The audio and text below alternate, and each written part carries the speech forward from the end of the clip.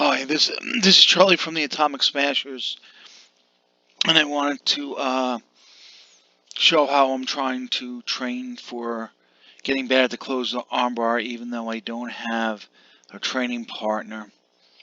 Of course, I follow how Hickson teaches it, but I can't show a video of that because it's not allowed to be shared that way.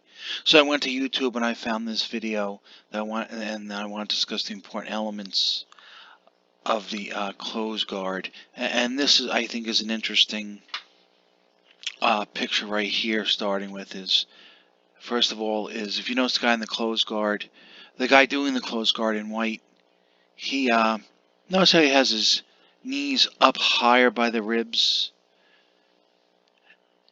and then his feet are closed a little bit lower, and the knees are pinched. I think this is important. I think all too often in the close guard, I think we have our knees curving the hips too much. I think they got to come up a little bit higher above the ribs. I think they're easy to close that way, and plus you have, when pinching with your knees that way, you kind of have a leverage. You have more leverage to kick up and bring in with the knees to off-balance the person. Now, talking about off-balancing, I think this is critical, is that the person in the closed guard is pretty famous Faria. If you notice, one shoulder is up very high and one shoulder is low. I think this is critical for the armbar. It's the shoulder that's low is the shoulder you're going to jump up onto to do the armbar. I think all too often when we do close guard, the opponent is not broken down properly, and we have a difficult time trying to even get into the armbar. And if you notice, then he's showing his grips. I don't like this style of gripping. Usually, I don't want to fight. Also, what I've learned is I don't want to do a lot of grip fighting with my opponent. It just is a losing proposition for me. My fingers start hurting.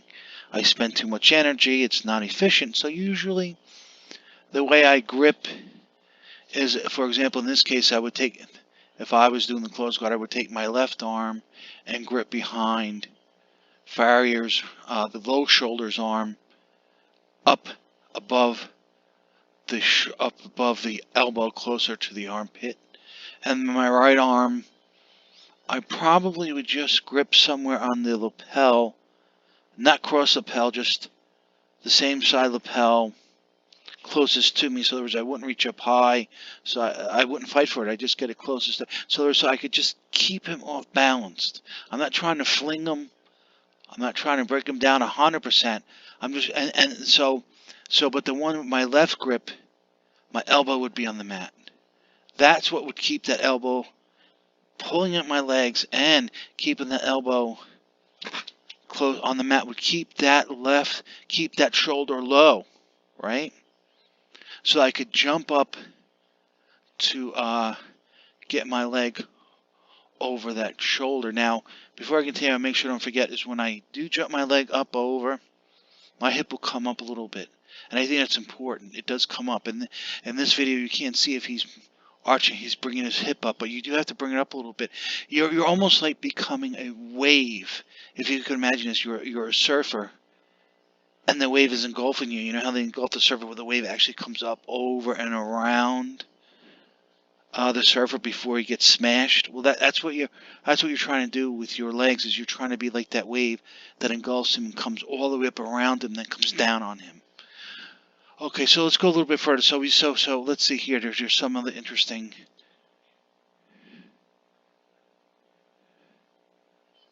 All right, let's see here. Oh, let's see. Okay, this is interesting. You see what he's done at this point? He had to move his hip out because he's blocking. Actually, he was blocking for it. He was too perpendicular.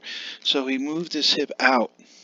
And if you notice, he's getting, the guy doing the close guard, he's getting his right leg up on the armpit as high as it can go, because he's going to bite down on it. That's the critical leg, to bite down to take him to the far corner, as his left leg will go over the shoulder, he'll come over the shoulder. And again, that's why the shoulder, it has to be, you have to have it broken down such a way that one shoulder's low and one's high.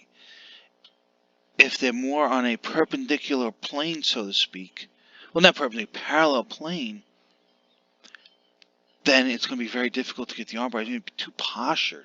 So, and I think that's part of the problem when we do arm bars. We're so focused on getting the armbar, and we don't focus enough on the breaking down and the off balancing of the opponent together. I think once you master this off balancing, understand how to use your legs, the armbar is just is just secondary, right? So, okay, so he's going to bite down. Let's go a little bit further. He's going to, let's see what happens here. Okay. So as you can see, he's discussing biting down with his right leg under the armpit. You notice how that keeps firing down. And you notice how Faria, the man in blue, he's pretty famous. He's actually fallen down now into sort of like a hole because he got his hip out of the way by moving his head, by moving like the hands of a clock, staying flat and moving his head and then his hip, or you could do your hip and your head. In Jiu-Jitsu, we call this, I think, the runaway. You need to master that. If you have questions about the runaway, let me know. But if you notice, he fell sort of into a hole when he did that. Now he's much lower. Now it's easy for him to get his left leg onto that shoulder that's low.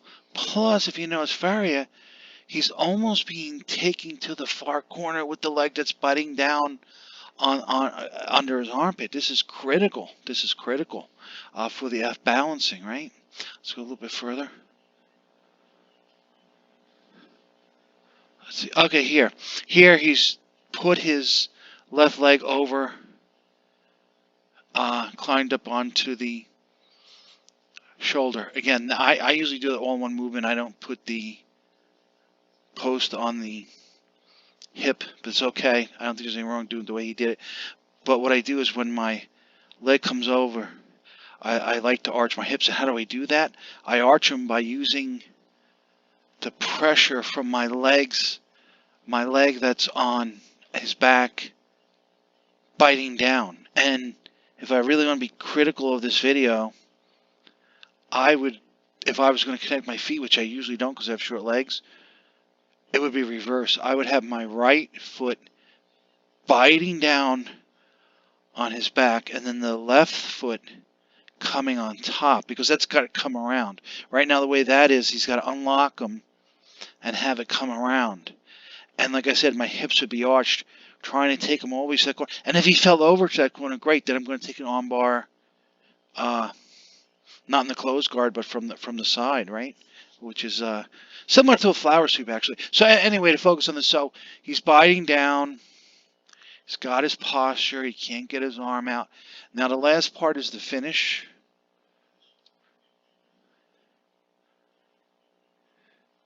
Okay, he's talking about, okay, there, he got the finish. In this case, he pushed his head back a little bit and came around with his leg. Now, the way I would finish from here is, again, I'm critical of how he's doing it. I have my toes back towards my head and my heels going out to the wall, and I'm going to bite down like doing a curl in the gym